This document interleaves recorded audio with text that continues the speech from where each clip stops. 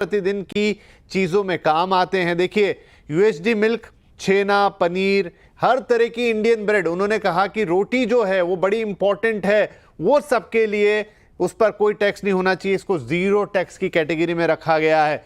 तो USD milk, छेना, पनीर, हर तरह का इंडियन ब्रेड, ये 0% की कैटेगरी में। इस कैटेगरी में कुछ और आइटम्स भी हैं, लेकिन प्रमुख जो है उन्होंने बताया। इसके अलावा नमकीन, gujiya, sauce, pasta, instant bread, ये वो आइटम है जो अब 5% पे ला दिए गए हैं। इनमें से बहुत सारे आइटम पहले 12% पे हुआ करते थे, लेकिन अब ये खाने पीने के ना, आपके किचन के शेल्फ की ऑलमोस्ट 99% जो चीजें हैं अब वो 5% पर आ गई हैं। इसके अलावा एक और हाउस होल्ड चीजें, ये बड़ा इंपॉर्टेंट है, ध्यान से सुनिएगा, जो 28 से 18% पे आ रही है। एयर कंडीशन अब 18% पे होंगे।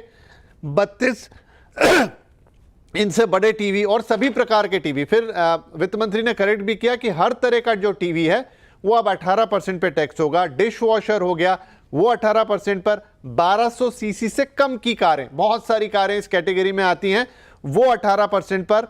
मोटरसाइकिल जो 350 सीसी से कम की हैं वो 18% पर। ट्रैक्टर, फॉरेस्ट्री मशीन्स और ये सारी चीजें। सीमेंट, उन्होंने कहा घर बनाने के लिए बड़ी महत्वपूर्ण है, 18% की अब 28 की जगह 18% पर आ गई है। इसके अलावा उन्होंने ये बताया कि इंश्योरेंस, ये बड़ा इंपॉर्टेंट है, इंश्योरेंस, इंडिविजुअल का हेल्थ इंश्योरेंस और इंडिविजुअल का लाइफ इंश्योरेंस अब 0%, यानी उस पर कोई टैक्स अब नहीं लगेगा। उसके अलावा कई और सारी चीजों का अनाउंसमेंट उन्होंने किया है, लेकिन ये प्रमुख चीजें मैंने आपको बता दी। हमारे साथ हमारे economic policy editor Lakshman Roy जुड़ गए हैं। तो लक्ष्मण, बहुत ही वृहद, बहुत बड़ा अनाउंसमेंट, उसके बाद काफी सारे सवाल जवाब भी हुए, जहां पर पूछा गया है लोगों से कि आप किस तरीके से भी इसका इम्प्लीमेंटेशन होगा, या किस तरीके से यहाँ टैक्स चोरी तो नहीं होगी, उसको कैसे रोकेंगे। काफी कुछ हुआ है। नटशेल में एक ब्रीफिंग आपसे चाहूंगा इसकी। देखिए, दरअसल जो सारी चीजें जीएसटी के काउंसिल के समक्ष रखा गया ग्रुप ऑफ मिनिस्टर्स की तरफ से, मोटे तौर पे उन सारी चीजों को यहाँ पे अप्रूव होता हुआ मिला हमें जीएसटी काउंसिल की बैठक में। और जो ग्रुप ऑफ मिनिस्टर्स ने जो बातें तय की थी उसमें किसी भी तरह का कोई बदलाव मुझे देखने को यहाँ पे नहीं मिला। इसमें अगर मोटे तौर पे अगर आप डिटेल देखें इसके हिसाब से, रेट के हिसाब से, तो मिसाल के तौर पे फूड सेक्टर की बात करें तो कई सारे आइटम है जो 5% लगते थे, उसको अब नील कर दिया गया है, जिसमें पिज्जा ब्रेड हो गया, खाखरा हो गया, प्लेन चपाती हो गई, रोटी हो गई। 18% लगता था पराठे में, दूसरे इंडियन ब्रेड में, उसको नील कर दिया गया है, 0 कर दिया गया है। बहुत सारे आइटम हैं जो कंडेंस्ड मिल्क हो गया, ब्राजील नट हो गया, ड्राइड हो गया, बटर हो गया, अदर दूसरे फैट वाले जो घी डेयरी प्रोडक्ट हो गए, उससे 12% लगते थे, वो सारे घट करके अब यहाँ पे 5% हो जाएंगे। उसकी लंबी चौड़ी लिस्ट है, मेरे पास वो लिस्ट है, मैं देख रहा था 12% से 5% वाले आइटम की संख्या, वो सबसे ज्यादा 47 आइटम है, जो इसमें नमकीन, भुजिया, इन सब पे 12% की बजाय अब 5% लगेगा। इसी तरीके से 18% से घटाकर 5% वाले आइटम भी यहाँ पे 23 आइटम है जिसको कम किया गया है। तो एक तरीके से रोजमर्रा की जो चीजें हैं उसको काफी ज्यादा सस्ता करने की कोशिश यहाँ पे की गई। एक और महत्वपूर्ण बात जो शेयर बाजार के लिए जो हमारे निवेशक होंगे उनको समझना होगा कि आखिर इसमें क्या हुआ इंश्योरेंस वाले में। तो इंश्योरेंस वाले में साफ कर दिया गया है कि जो भी लाइफ इंश्योरेंस है या हेल्थ इंश्योरेंस है, इंडिविजुअल है या फैमिली का है, तो वहां पे जीएसटी नहीं लगेगा, 0% जीएसटी लगेगा। अब सवाल उठता है कि इनपुट टैक्स क्रेडिट का क्या होगा। इनपुट टैक्स क्रेडिट के मोर्चे पे साफ तौर से फाइनेंस मिनिस्टर ने कहा कि वो इनपुट टैक्स क्रेडिट के मामले में तो कुछ सफाई नहीं होगी, उनको नहीं मिलेगा, लेकिन इनपुट टैक्स क्रेडिट नहीं मिलने के बावजूद ये कंपनियां ग्राहकों को इसका फायदा देंगी, ये लगभग यहाँ पे साफ होता हुआ दिखा है। तो एक तरीके से इंश्योरेंस कंपनियों के लिए एक कह सकते हैं कि बहुत ही संतुलित फैसला, बहुत ही अच्छा फायदा का फैसला कहना थोड़ा सा जल्दी। इस पर एक क्विक रिव्यू में अनुज सर का ले लेता। अनुज सिंघल, सीएनबीसी आवाज के मैनेजिंग एडिटर, अब हमारे साथ जुड़ गए हैं। अनुज जी, अलग अलग सेक्टर्स के लिए बड़ी खबरें हैं। सबसे पहले क्योंकि इंश्योरेंस की बात हो रही थी, उस पर आपका टेक ले लेते हैं।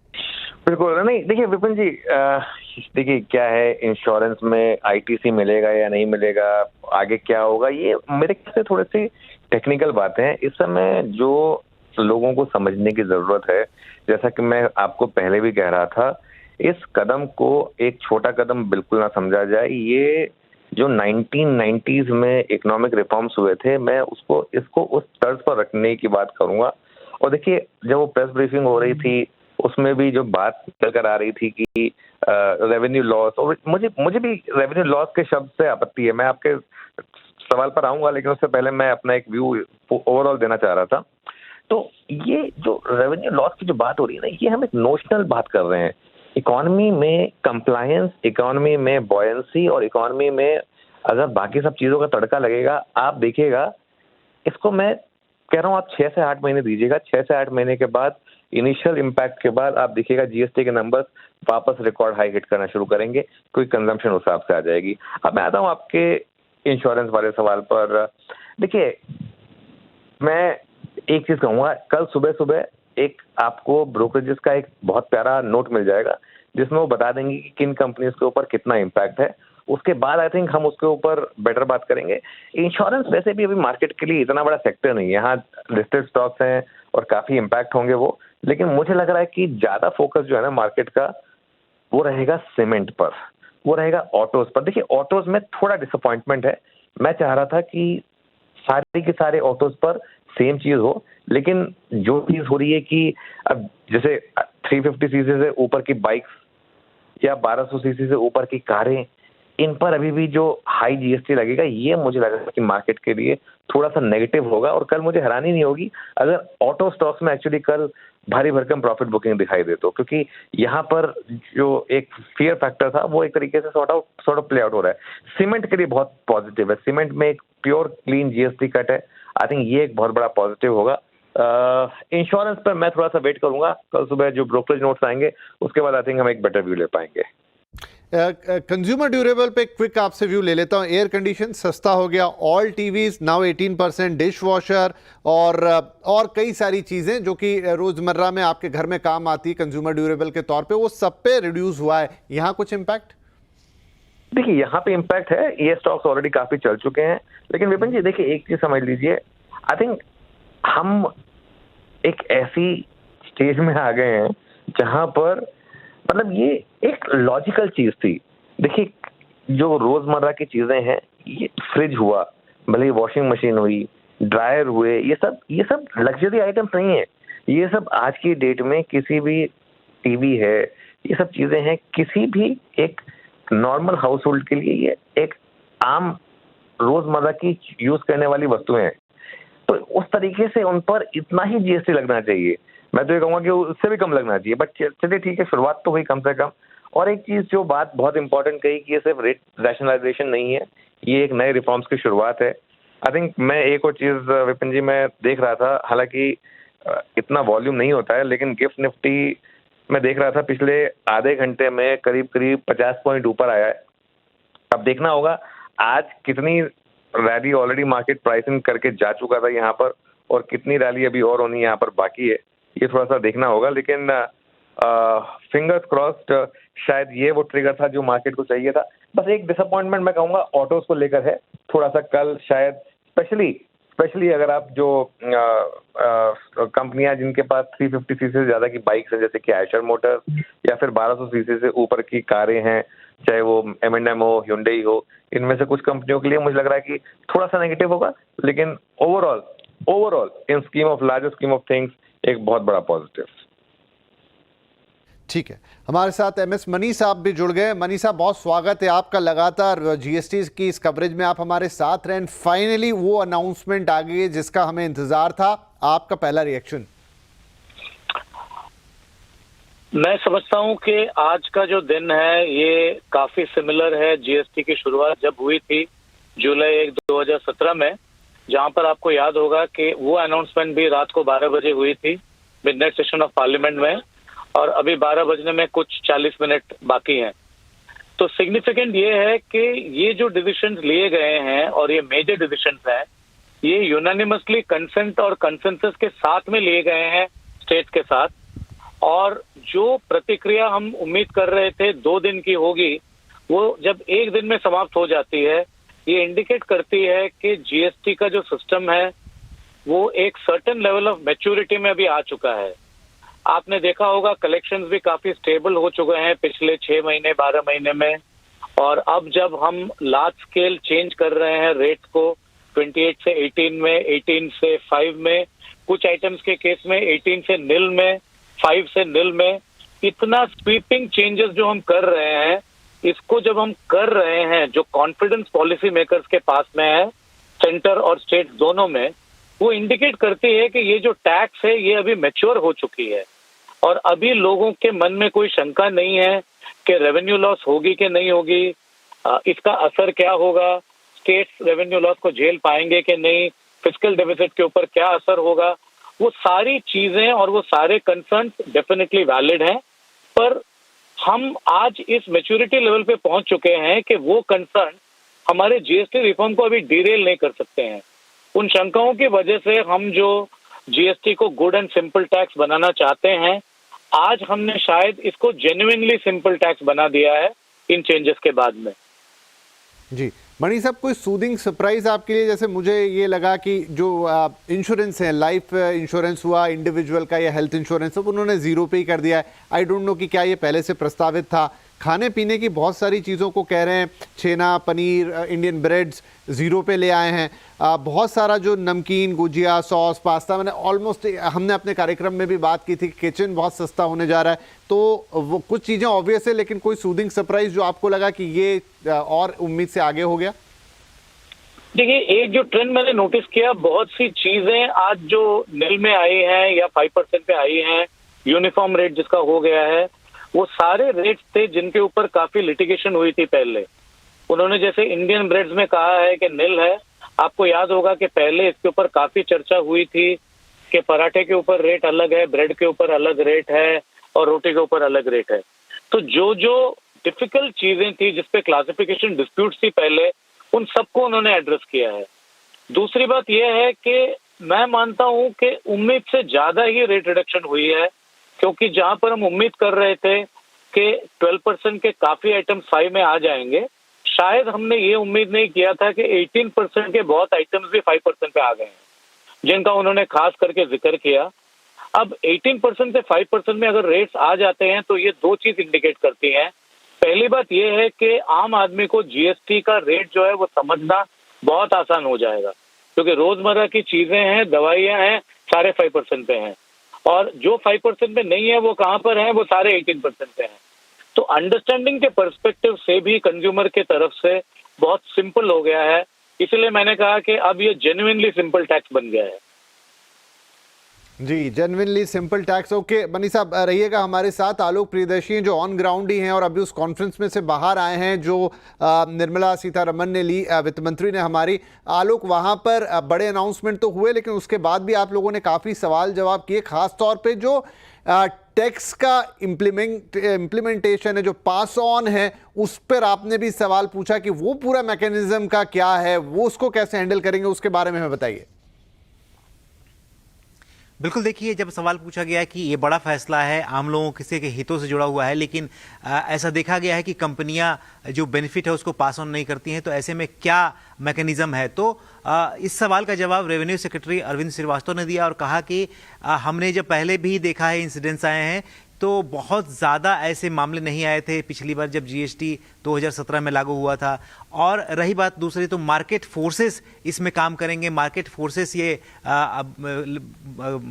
बाध्य करेंगे कंपनियों को कि वो अपने जो रेट कट का बेनिफिट है वो ग्राहकों को दें। और तीसरा नंबर कि जो हमारे फील्ड फॉर्मेशन है, सीबीआईसी के अधिकारी है, ऑन ग्राउंड है, वो भी इस मामले को देखेंगे कि कहीं कोई ऐसी बात तो नहीं है कि कंपनी जो रेट कटौती का फायदा है वो ग्राहकों को नहीं पहुंचा रही है। तो फिलहाल सरकार को इस बात की पूरी उम्मीद है और कंपनियों पर भी भरोसा है कि वो इस रेट कटौती का फायदा आम लोगों तक जरूर पहुंचाएंगे। रही बात, बहुत सारे ऐसे आइटम्स हैं जो अभी ट्रांजिशन में है, जिसमें अभी तक 22 सितंबर से जब रेट लागू होगा, उसके पहले जो लोगों के पास, डीलर के पास डिलीवरी माल पड़े हुए हैं, उसका क्या होगा? तो उन्होंने यही कहा कि इसके लिए हमने मैकेनिज्म निकाला है और धीरे धीरे जैसे जैसे नोटिफिकेशन आएगा उसको लागू किया जाएगा और इस जो 22 नवंबर की डेट, जो कट ऑफ डेट रखी गई है, 22 नवंबर से सारे फैसले लागू हो जाएंगे। तो ऐसे में ये जो रेट ट्रांजिशन भी धीरे धीरे आराम से हो जाएगा। उसके लिए अभी FAQs वगैरह और ये तमाम जो डिटेल्स हैं वो संबंधित मंत्रालय जारी करेंगे। तो ये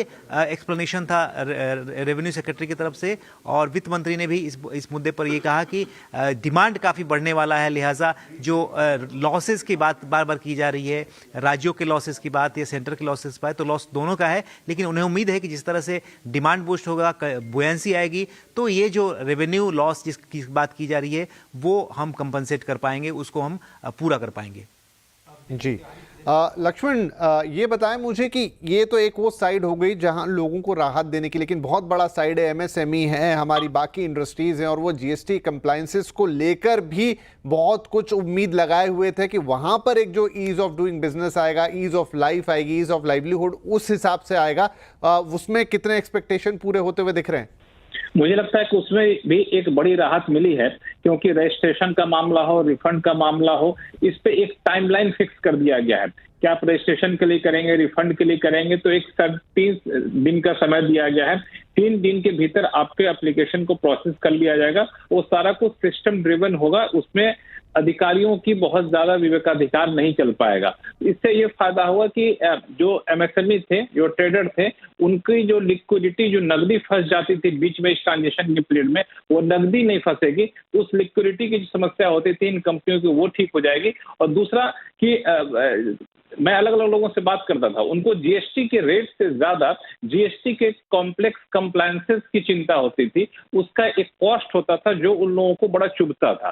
तो मुझे लगता है कि रेट से आम लोगों को फायदा मिलेगा, लेकिन इंडस्ट्री, ट्रेडर, MSME इससे ज्यादा खुश होंगे कि नियमों को ज्यादा से ज्यादा सरल बनाने की तरफ एक बड़ा कदम उठाया गया है, क्योंकि इनसे कारोबार के रास्ते आसान होंगे और कारोबार करने की जो लागत होती है वो कम होगी। जी, तो यहाँ पर भी राहत की बात है। इसके अलावा आलोक, काफ़ी सारी चीज़ों पर उन्होंने कहा, एक वो उन्होंने इसको भी सिन में ही रखा है कि पान मसाला, गुटखा, जर्दा, सिगरेट और इसी तरह की अन्य चीज़ें, इन पर कोई किसी प्रकार का दर में परिवर्तन नहीं किया गया है। बिल्कुल, देखिए ये साफ तौर पे कहा गया कि राज्यों का जब तक के कर्ज जो राज्य ने बोरो किया है वो जब तक चुक नहीं जाता, तब तक ये पान मसाला, तंबाकू जैसे जो आइटम है, इस पर जो 28% प्लस जो सेस लगता है वो एज इट इज़ जारी रहेगा, और इसके बाद भी उस पर जो दरें हैं वो उतना ही टैक्स इम्प्लीकेशन होगा। लेकिन एडिशनल लेवी जैसी कोई बात इस पूरी GST काउंसिल में चर्चा में नहीं आई है। तो लिहाजा इन तभी तंबाकू और सिगरेट जैसे आइटमों को छोड़कर बाकी जो आइटम 40% में जाएंगे उस पर कोई एडिशनल लेवी नहीं लगेगी। ये बड़ी, एक तरह से कहें, बड़ी ही एक तरह से क्रांतिकारी और बड़ी बात है, क्योंकि कई सारे ऐसी चीज़ें थी जिस पर 40% से ज़्यादा GST लगता था। जैसे अभी अगर हम कार की बात करें, जो बड़ी कारें थी उस पर भी 47-48% के करीब GST लगता था, और भी बहुत सारे आइटम थे जिस पर 40% से कहीं ज़्यादा GST लगता था। लेकिन एक बार अगर राज्यों का जो कर्ज है वो चुक जाता है, जो कि अमूमन अंदाजा लगाया जा रहा है कि अक्टूबर महीने तक राज्य का कर्जा पूरा खत्म हो जाएगा, उसके बाद 40% के रेट में जो भी आइटम आएंगे उस पर कोई भी एडिशनल ड्यूटी या एडिशनल कोई सेस नहीं लगेगा। लक्ष्मण जी, अब एक बहुत अहम सवाल, और ये सवाल मुझे याद आया कि जब GST आ रहा था उस वक्त भी निकल कर आया था, और वो सवाल ये कि 22 सितंबर से इसको लागू होना है। बहुत सारा आइटम इस समय बाजार में होगा A to Z, उन सब के ऊपर कीमतें प्रिंट हैं, उन सब के ऊपर कीमतें छपी हुई हैं, अब नए रेट आ गए हैं। तो वो सारी एक्सरसाइज क्या इतने, आज हम 3 तारीख पे बैठे हुए हैं और कुछ ही देर में 4 हो जाएगी, क्या वो सब इतनी जल्दी हो जाएगा? और नहीं होगा तो फिर वो कैसे मैनेज किया जाएगा? कब खरीदा जाए चीज़ों को, और फिर उसमें कैसे कैलकुलेशन निकाला जाएगा कि ये चीज़ अब इतने की मिल रही है?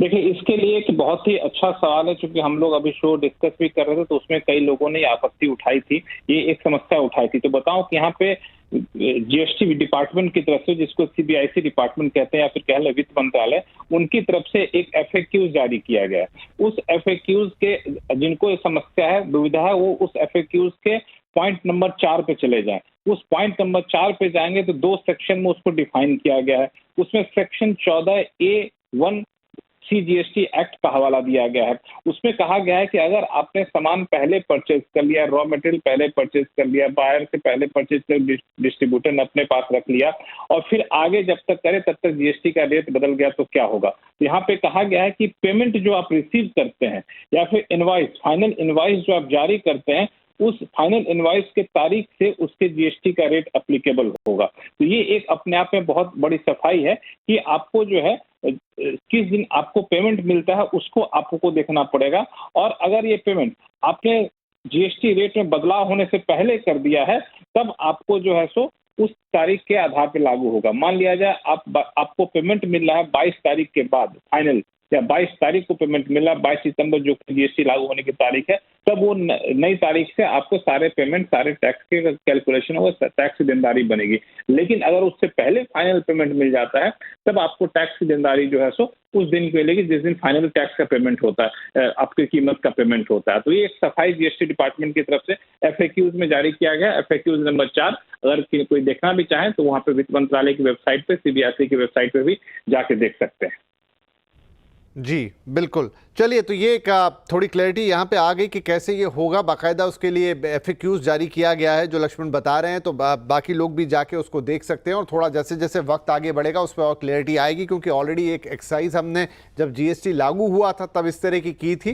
तो वेलकम बैक। GST सुधार ग्रोथ को फुल रफ्तार, और वो आज बड़ा दिन है लगभग उसी तरीके का जैसे जब भारत में GST लागू हुआ था। आज उस रिफॉर्म का एक बड़ा दूसरा चरण 2.0, जब GST रैशनलाइजेशन, यानी अब सिर्फ 2 स्लैब होंगे देश के अंदर GST के, एक 18% और दूसरा 5% का। कुछ चीज़ें ज़रूर 40% पे रहेंगी और बहुत सारी चीज़ों को शून्य पे डाला गया है। रेट लगातार आपके सामने आ रहे हैं। कुछ देर पहले वित्त मंत्री निर्मला सीतारमण ने बाकायदा प्रेस कॉन्फ्रेंस करके इसका ऐलान किया और सर्वसम्मति से सभी राज्यों ने मिलकर जो GST काउंसिल है उसमें इसकी सहमति दी। हम लगातार इस पर हमारा मेगा कवरेज जारी है।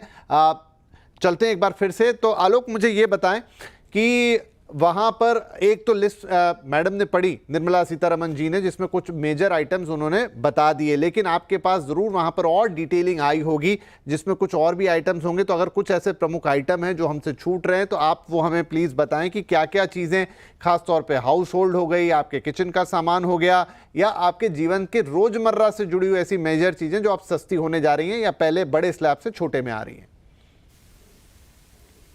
बिल्कुल, देखिए, ये अभी तक जो ग्रुप ऑफ मिनिस्टर्स के जो रिकमेंडेशंस थे और उसके बाद वित्त मंत्रालय की तरफ से जो प्रस्ताव आए, इन सब में एक ही बात थी कि जितने भी एसेंशियल आइटम होंगे, मेडिसिन्स होंगी, मेडिकल इक्विपमेंट्स होंगे, वो सब 5% में रहेंगे। तो आपको मेडिसिन्स और जो मेडिकल इक्विपमेंट है, जैसे वो थर्मामीटर होता है, ऑक्सीजन्स होते हैं, इस तरह की चीज़ें जो होती हैं, ग्लूकोज मीटर वगैरह, ये सब 5% में रहेंगी। लाइफ इंश्योरेंस और हेल्थ इंश्योरेंस पर तो आपने सुना ही कि एग्जाम्प्ट ही हो गया है। रही बात और कई सारे आइटम, जैसे खाने पीने के आइटम में बहुत सारे आइटम्स ऐसे 12% में थे और 18% में थे जो कि पैक्ड थे, लेकिन एक रूल था, एक तरह से नियम था कि जो भी पैक्ड आइटम होंगे वो 5% में होंगे। उसी को आधार बनाते हुए तमाम जितने भी चीज़ें, चाहे वो मलाबार पराठा हो जो कि 18% में होता था, या फिर कोई ऐसे घी, दूध, बटर जो पैक्ड आइटम होते थे जो 12% में होते थे, वो सभी के सभी 5% में आ गए हैं। ये अपने आप में एक बड़ा एक तरह से क्लासिफिकेशन है कि तमाम खाने पीने के आइटम, असेंशियल आइटम, ये सभी 5% में रहेंगे। और ख़ासतौर से जो एजुकेशनल आइटम है, चाहे वो मैप हो, चाहे वो नोटबुक हो, कॉपीज़ हों, ये सब भी 5% में डाला गया है। और इरेजर, जो रबर इरेजर बच्चों का होता था, उसको नील कर दिया गया, यानी कि एग्जाम्प्ट कर दिया गया है, उस पर जीरो GST लगेगा। तो इस तरह की एक पहले से ही फोर पिलर पर वित्त मंत्रालय की तरफ से प्रपोजल आया था, और बिल्कुल उसी के अकॉर्डिंग जिस तरह से ग्रुप ऑफ मिनिस्टर्स ने रिकमेंड किया, बिल्कुल सारे फैसले उसी हिसाब से हुए हैं। चाहे वो कारों को सस्ता करने को लेकर हो, कार भी आपने जैसे देखा 28% से 12% पे आ गए छोटी कारें, मोटरसाइकिल 350 सीसी से भी छोटे कम में आ गए, इलेक्ट्रॉनिक्स आइटम आ गए, सौंदर्य प्रसाधन, शैम्पू, हेयर ऑयल, तमाम चीज़ें ये सब घटकर 5% पे आ गई। तो इसी तरह का पूरा एक, अब आप किसी को भी हम कहें कि GST समझना है तो सीधे सीधे वो समझ ले कि एसेंशियल आइटम कौन से हैं, एक तरह से थोड़ा सा मिड सेगमेंट के आइटम कौन से हैं, और लग्जरी आइटम और सिन गुड्स कौन से हैं। उसको इस क्लासिफिकेशन करने में अब ज़्यादा एक तरह से कहें ज़्यादा दिमाग लगाने की दिक्कत नहीं आएगी। और साथ ही साथ जो जितने भी मामले AAR में जो अपीलेट अथॉरिटी वगैरह में फंसते थे वो भी अब बहुत ज़्यादा वहाँ दिक्कतें नहीं आएंगी। तो कुल मिला के बहुत ही एक तरह से क्लासिफिकेशन को आसान कर दिया गया है GST काउंसिल की बैठक में, जिस तरह का ये फैसला लिया गया है। जी लक्ष्मण, एक और चीज़ है कि ये GST काउंसिल की बैठक 2 दिन चलने वाली थी। आज एक समय ऐसा था कि ये लगा कि ये बैठक कितनी चलेगी नहीं चलेगी या कल पे चली जाएगी, लेकिन फिर ये हुआ कि आज ही सब कुछ हो गया, एक मेजर अनाउंसमेंट आ गई और अब कल कोई बैठक नहीं होने वाली है। क्या यह बात ठीक है? मतलब कल अब किसी बैठक की ज़रूरत नहीं है? मुझे नहीं लगता कि अब किसी बैठक की ज़रूरत है, क्योंकि जितनी भी चीज़ें थी, चाहे GST रेट रेशनलाइजेशन की हो, चाहे GST के सिंप्लीफिकेशन की हो, या फिर सेस का मुद्दा हो, सारे मुद्दों पर यहाँ पे सहमति बन गई है, सारे मुद्दों पर अंतिम फैसला ले लिया गया है। तो ये अपने आप में एक बड़ी उपलब्धि है, क्योंकि जिस तरीके का GST का एजेंडा तैयार किया गया था, आप GST के एजेंडा को देखते तो करीब 2 वॉल्यूम में था। एक 326 पेज का था, एक दूसरा 376 पेज का था, और इतने बड़े वॉल्यूम के एजेंडा को पारित करना एक दिन में आमतौर पे माना जाता है कि संभव नहीं होगा। तो इसी वजह से 2 दिन का यहाँ पे समय अवधि निर्धारित किया गया था। लेकिन सबसे महत्वपूर्ण भूमिका निभाई ग्रुप ऑफ मिनिस्टर्स ने। ग्रुप ऑफ मिनिस्टर्स में क्या हुआ कि हर कैटेगरी के स्टेट का प्रतिनिधित्व वहाँ पर रखा गया था। तो पहले अलग अलग बैठकों के जरिए ग्रुप ऑफ मिनिस्टर्स ने इस पर सहमति बनाई, और जब सहमति बन गई तो फिर जाकर जो अलग अलग आपत्ति उठनी थी, उस आपत्ति की संख्या बहुत कम हो गई। एक मुद्दा फंसा जो दिन भर इसी पर पेच रहा कि वो कंपनसेशन सेस, यानी राज्यों को नुकसान होगा तो उसकी भरपाई कैसे की जाएगी। तो उसका बहुत ही बेहतरीन तरीका यहाँ पे निकाला गया कि जो भी सिन गुड्स होंगे, पान मसाला होंगे, उस पे 28% के साथ सेस लगता रहेगा। वो सेस तब तक लगता रहेगा जब तक कि राज्यों के होने वाले नुकसान की भरपाई ना कर दी जाए। तो राज्यों की भी बात रहेगी, केंद्र सरकार की भी बात रहेगी, और आम लोगों को फायदा देने का जो लक्ष्य रखा गया था वो लक्ष्य भी यहाँ पूरा होता दिख रहा है। तो मुझे लगता है कि ये एक तरीके से ठान लिया गया था कि हमें GST काउंसिल में इसको पारित कराना है, और उसी के हिसाब से वो सारी मेहनत की गई। और ये था कि एक ही दिन में, भले ही मैराथन बैठक चली, 11 बजे से लेकर के रात के साढ़े 9 बजे तक बैठक चली, और तब जाकर इस पर सहमति बनती हुई दिखी। जी आलोक, एक अनाउंसमेंट वहां पर मैंने MSME और उसके रिगार्डिंग भी सुनी थी, जहां पर ये बोला गया कि बाद में और डिटेल्स यहां पर दिए जाएंगे। उसके बाबत अगर कोई प्रेस नोट दिया गया है या कोई और डिटेलिंग दी गई है?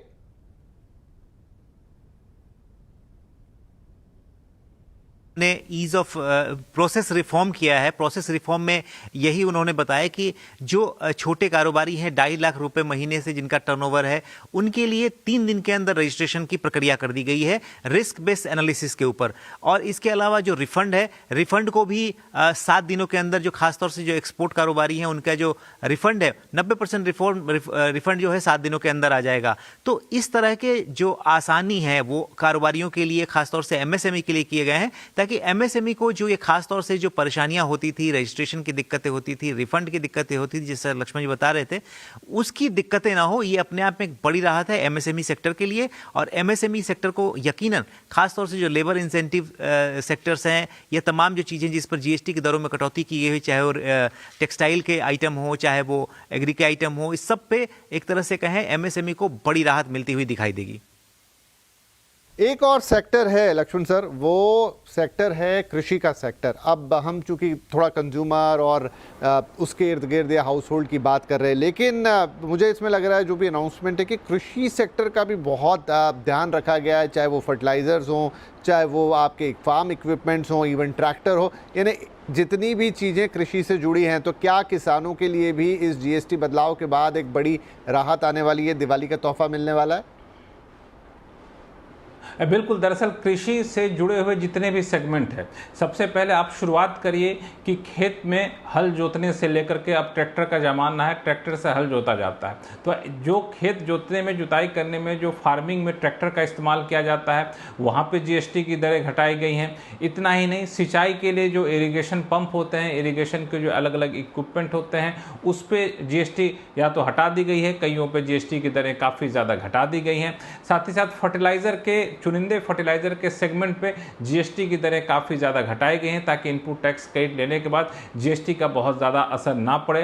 तो एग्रीकल्चर से जुड़े हुए चीज़ों पे GST में एक बड़ा बदलाव किया गया है। और अगर आप GST के भीतर कहें कि जीएसटी रिफॉर्म का मकसद क्या था, उस मकसद में सबसे ऊपर जो मकसद था वो था आपको एग्रीकल्चर को लेकर के किसानों को कैसे फ़ायदा इसका पहुंचाया जाए। क्योंकि किसानों को फ़ायदा पहुंचाने में ये था कि उसमें बहुत बड़ी संख्या में लोग इससे जुड़े हुए हैं और उसका जीडीपी में योगदान काफ़ी ज़्यादा होता है। तो इसको देखते हुए एग्रीकल्चर और जिसको एलाइड सेक्टर कहते हैं, यानी कृषि से जुड़े हुए जो क्षेत्र होते हैं, उन कृषि से जुड़े हुए क्षेत्रों पर भी जीएसटी में एक बड़ी कटौती की गई है। तो यहाँ पे एक कह सकते हैं कि एग्रीकल्चर सेक्टर को बड़ी राहत देने की बात की गई। अभी मैं जब आप आलोक से बात कर रहे थे तो मैं FAQs पढ़ रहा था। FAQs में एक बड़ा इंटरेस्टिंग सा ये कहा, उसमें एक सवाल ये बताया गया है कि अगर किसी ने स्टॉक कर लिया है बहुत सारे चेंजेस को सामान को लेकर के, मान ली किसी ने AC, फ्रिज, बहुत सारी चीज़ों को स्टॉक कर रखा है किसी डिस्ट्रीब्यूटर ने या फिर किसी दुकानदार ने, अब वो जब सामान बेचेगा, मान लिया जाए 22 तारीख या उसके बाद जब नया रेट अप्लाई होगा तब क्या होगा, तो उसमें साफ तौर से लिखा गया है कि जीएसटी सप्लाई पे लेवी किया जाता है, इसीलिए जिस दिन आप सामान बेचेंगे उस दिन का जो है रेट आप पर लागू होगा और इससे पहले आपने जो खरीदा वो भी उसी रेट के आधार पे आप आगे चल के पेमेंट करेंगे, उस हिसाब से जीएसटी लागू होगा। तो एक बड़ी सफाई यहाँ पर आती हुई दिखती। इसी तरह से ई-वे बिल हो, अल्ट्रा हाई टेम्परेचर मिल्क है, इन सब को लेकर के बहुत सारी सफाई यहाँ पर निकल करके आई है कि जो लोगों को या फिर ट्रांजिशन पीरियड में ट्रेडर को, डिस्ट्रीब्यूटर को, MSME को किसी भी तरह की दिक्कत ना हो, ये सुनिश्चित करने के लिए मुझे लगता है कि हर पहलू का ख्याल यहाँ पे रखा गया है। राइट। एक और चीज की आलोक, चूंकि आप वहां प्रेस कॉन्फ्रेंस में मौजूद थे, इंश्योरेंस पे हमने सुना कि all individual life insurance, all individual health insurance, उस पर तो जीरो कर दिया गया है, लेकिन जो बाकी और इंश्योरेंस पॉलिसीज होती, क्या उस पर कोई दर लगेगी या उस पर कोई डिटेलिंग है? बिल्कुल, देखिए, जिसको जो GOM के रिकमेंडेशन में नहीं था या जो वित्त मंत्रालय की तरफ से प्रपोजल आया था वो नहीं था, यकीनन वो बाकी 18% के दर पे ही बने रहेंगे, जैसे कि ग्रुप इंश्योरेंस बिजनेस की तरफ से या एम्प्लॉयज़ की तरफ से, एम्प्लॉयर की तरफ से दिया जाता है, वो सारे इंश्योरेंस अभी भी 18% पे ही रहेंगे। लेकिन जहाँ तक फैमिली फ्लोटर, यानी कि एक परिवार में कुछ लोगों के लिए जो एक कवर लिया जाता है या फिर इंडिविजुअल जो पॉलिसी ली जाती है हेल्थ इंश्योरेंस की, लाइफ इंश्योरेंस की, वहाँ पर GST को एग्जम्प्ट कर दिया गया है साथ, क्योंकि और इसके साथ साथ जो री इंश्योरेंस जो सर्विसेज होती है उसको भी एग्जम्प्ट कर दिया गया है, ताकि इससे जो इनपुट टैक्स क्रेडिट की दिक्कत है वो ना हो। क्योंकि बार बार कंपनियां यही कह रही थी कि इनपुट टैक्स क्रेडिट उन्हें मिलने में दिक्कत हुई, क्योंकि री इंश्योरेंस 12% पे है, अब 12% का स्लैब खत्म हो गया, तो लिहाजा वो अब बिल्कुल जीरो पर आ गया है, एग्जम्प्ट हो गया है। तो अब हेल्थ इंश्योरेंस में कोई दिक्कत नहीं रही, लेकिन बाकी जो इंश्योरेंस है फैमिली फ्लोटर या इंडिविजुअल पॉलिसी को छोड़ के सीनियर सिटीजन के लिए भी ये एग्जम्पशन लागू है, उसको छोड़ के बाकी सब पहले की ही तरह जिस रेट में थे, क्योंकि रेट ही अब 5% और 18% है, तो लिहाजा वो 18% पे ही बने रहेंगे। जी, चलिए, ये एक अच्छी क्लैरिटी है, लेकिन जिनके पास इंडिविजुअल लाइफ इंश्योरेंस और इंडिविजुअल हेल्थ इंश्योरेंस है वहां पे जरूर एक फायदे वाली बात नजर आ रही है। लक्ष्मण, अब इसे मैं थोड़ा इकोनॉमी के, हाँ जी बताइए। विपिन, एक चीज़ मैं सफाई कर दूं, चूँकि ऑटो पे लोगों का इंटरेस्ट काफ़ी ज़्यादा रहता है, तो यहाँ पे जितने भी तरह के छोटी गाड़ियाँ हैं, चाहे पेट्रोल की हो, LPG की हो, CNG की हो या फिर डीजल कारें हों, उन सबको छोटी कार की कैटेगरी माना गया है। उस पर GST की दरें 28% से घटा करके 18% किया गया है और उसकी शर्त ये रखी गई है कि चाहे आप पेट्रोल हो, LPG हो, CNG कार हो, अगर इंजन की कैपेसिटी 1200 सीसी तक है तो और उसकी लंबाई 4000 mm तक है तो तब आपको 18% देना पड़ेगा, 28% से घट करके। अगर वही डीजल कार है और इंजन की कैपेसिटी 1500 सीसी है और लेंथ 4000 मीटर तक है तो फिर आपको यही यहाँ पे 28 से 18% देना पड़ेगा। तो ये साफ किया गया है। लेकिन अगर 1500 सीसी से ज़्यादा की गाड़ी है और 4000 mm से ज़्यादा लंबी गाड़ी है तो फिर वहाँ के GST के रेट को बढ़ाने का फैसला लिया गया है, जो कि 40% का होगा, जिसमें XUV हो जाएगा, मल्टी MUV हो जाएगा, इस तरह की सारी गाड़ियों के एग्जाम्पल दिए गए हैं, जिसके ग्राउंड क्लियरेंस जो है सो वो 170 mm या उससे ज़्यादा हो, वो भी 40% GST होगा। लेकिन 40% GST में सेस नहीं लगेगा। इसका मतलब ये हुआ कि यहाँ भी कारें सस्ती होंगी, क्योंकि पहले सेस लगा करके इस कारों पे 47% का जीएसटी पूरा बढ़ता था, जीएसटी प्लस सेस। अब वो बगैर सेस का ये 40% होगा। यहाँ भी 47 से घट करके इफेक्टिव रेट 40% आता हुआ दिखेगा। ये बड़ी गाड़ियों की बात की है, छोटी गाड़ियों को तो आपको बताया मैंने 28 से 18% यहाँ पर के होने की बात है। 3 व्हीलर जो है इसको जो है घटा दिया गया है 28% से 18% को लेकर के। इसमें कोई कैटेगरी नहीं रखी गई, तो 3 व्हीलर भी यहाँ पे काफ़ी सस्ता होता हुआ आपको दिखेगा। जी बिल्कुल, तो ये बड़ा इंटरेस्टिंग सेगमेंट, क्योंकि ऑटो सेक्टर काफ़ी इंपॉर्टेंट रहता है 1200 सीसी से नीचे वाली गाड़ियों के लिए। तो अब मज़े क्योंकि वहाँ पर अब आपको 28 की जगह 18, हाँ, लेकिन उससे ऊपर की गाड़ी। वैसे एक सेगमेंट को शायद निराशा हो, जो अनुज जी भी बात कर रहे थे कि अब वो 1200 से लेके 1500 सेगमेंट सीसी और उससे नीचे 1800 तक भी बहुत सारी गाड़ियाँ आती हैं। वो शायद उनकी उम्मीद थोड़ी यहाँ पर धूमिल हुई होगी, लेकिन जो बड़ी गाड़ियाँ अब उस पर सिर्फ फ्लैट 40% है, उसके अलावा कोई एडिशनल चीजें वहां पर नहीं लगेंगी। Welcome back. जीएसटी पे ये खास पेशकश चल रही है। तो फाइनली अनाउंसमेंट हो गई कि देश में अब 2 ही जीएसटी की दरें होंगी, एक 18 और दूसरी 5%। इसके अलावा सिन गुड्स के लिए 40% और बहुत सारी चीज़ें अब 0 पर भी डाल दी गई हैं। तो क्विकली 2 अहम सवाल हैं जो लक्ष्मण जी और आलोक जी हमारे साथ बने हुए हैं। आलोक, एक अनाउंसमेंट वहाँ निर्मला जी ने जब वो कंज्यूमर गुड्स की बात कर रही थी, उन्होंने पहले कहा 32 इंच से बड़े टीवी, फिर उन्होंने कहा कि नहीं, ऑल टीवीज एट 18%। मैं थोड़ी क्लैरिटी चाहता हूं कि अब सभी टीवी देश में जो भी उपलब्ध हैं उस पर 18% जीएसटी लगेगा। हाँ बिल्कुल, उन्होंने खुद ही इस बात को क्लैरिफाई की। पहले 32 इंच की बात की थी, फिर उसके बाद उन्होंने कहा कि सभी तरह के टीवी पर जो जीएसटी की दर है 28% से घट के 18% आ जाएगा। तो ये टीवी, इलेक्ट्रॉनिक्स और इस तरह के तमाम आइटम्स जो कि एस्पिरेशनल गुड्स कहे जाते हैं, उनको सीधे तौर पर 28% से 18% पर लाने का फैसला किया गया है। जीएसटी काउंसिल में इस बात को लेकर सहमति बनी है। तो कुल मिलाकर टीवी देखने वाले लोग या फिर इलेक्ट्रॉनिक खरीदने वाले लोग जो भी इस बार जो फेस्टिवल सीजन आएगा, जाहिर सी बात है ये बड़े पैमाने पर खरीदे जाएंगे और इनकी डिमांड्स रहेगी। स्टॉक भी काफ़ी ज़्यादा पाइल अप करके रखा गया है। तो कुल मिलाकर जो टीवी हैं वो ज़रूर सस्ते होंगे इस फैसले के बाद। ठीक है, नाउ एक कंक्लूडिंग क्वेश्चन लक्ष्मण, और वो ये कि देखिए अभी 22 तारीख से इस फैसले को लागू होना है। सितंबर के बाद हम अगले 3rd क्वार्टर में वहाँ पर चले जाएंगे। ऑलरेडी जो टैक्स कट है उसका लाभ लोगों को मिल रहा है। अब ये जीएसटी से भी बहुत सारी चीज़ें सस्ती होंगी, तो डेफिनेटली एक अलग तरह की स्पेंडिंग आएगी मार्केट में। और ये पूरा सीज़न है, टिल पूरा 3rd क्वार्टर आप दिसंबर तक पकड़े, तो वहाँ खूब शादी ब्याह त्यौहार सब कुछ होता है। तो क्या हम एक स्पाइक देखेंगे आगे चल के ग्रोथ में?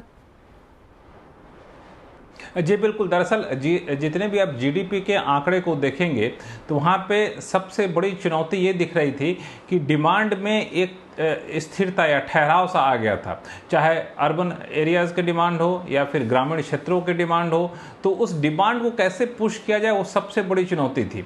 और चूंकि एक बार डिमांड पुश हो जाता है, डिमांड में मांग में बढ़ोतरी हो जाती है, तो अपने आप सारे आर्थिक गतिविधियाँ जोड़ पकड़ने लग जाती हैं, उसमें रफ्तार आ जाती है। तो जीएसटी में जो कटौती की गई उसका सबसे बड़ा और तात्कालिक फायदा ये हुआ कि डिमांड में अचानक से बहुत ज़्यादा बढ़ोतरी हो जाएगी, और वो मांग जब अचानक से बढ़ेगी तो उत्पादन क्षमता के 70% 60% की क्षमता पे अभी कंपनियां काम कर रही हैं, तो उनकी उत्पादन क्षमता अचानक से बढ़ जाएगी, वो अपने कैपेसिटी यूटिलाइजेशन को और ज़्यादा बढ़ा देंगे। तो डिमांड बढ़ेगी, कलेक्शन बढ़ेगा, कंपनियों में उत्पादन बढ़ेगा, तो एक पूरा जो इकोनॉमी की साइकिल है उस साइकिल में एक नई जान आ जाएगी। तो इसीलिए जीएसटी रिफॉर्म को हम लोगों ने ग्रोथ रफ्तार का रिफॉर्म नाम दिया था, कि रफ्तार को बढ़ाने वाला रिफॉर्म है। और ये पूरे मुझे लगता है कि आपको अगले क्वार्टर में ये सारी चीज़ें झलकनी शुरू हो जाएगी। जीडीपी, मैन्युफैक्चरिंग एक्टिविटी को लेकर के, सर्विस एक्टिविटी को लेकर के, या फिर कंजम्पशन एक्टिविटी को लेकर के। एक और सवाल कि क्या इससे शुरुआत में, क्योंकि एक एडजस्टमेंट हो रहा है, जीएसटी कलेक्शन शुरू में थोड़ा सा डिप करेगा और फिर उसके बाद वो पहले से भी ज़्यादा बड़े नंबर्स दिखाई देंगे? कैसे चलेगा ये? देखिए, इसको अगर आप 2019 में तुलना करें तो 2017 में जब जीएसटी लागू हुआ था, उसके बाद 2019 में भी इसी तरीके से, हालांकि इतने बड़े पैमाने पर नहीं, लेकिन ठीक ठाक पैमाने पे जीएसटी की दरों में कटौती की गई थी कई सारे आइटम पे। तो उसमें भी आप देखें तो तुरंत में कुछ एक आध महीने के भीतर ही जीएसटी कलेक्शन अचानक से काफ़ी ज़्यादा बढ़ गया था। हालांकि अलग बात है कि बाद में कोविड आ गया तो सारी चीज़ें ठहर सी गई, लेकिन ये जो डर था कि जीएसटी रेट कम होने से कलेक्शन कम हो जाता है, वो डर उस वक्त के उदाहरण को देख करके खत्म होता दिख रहा है।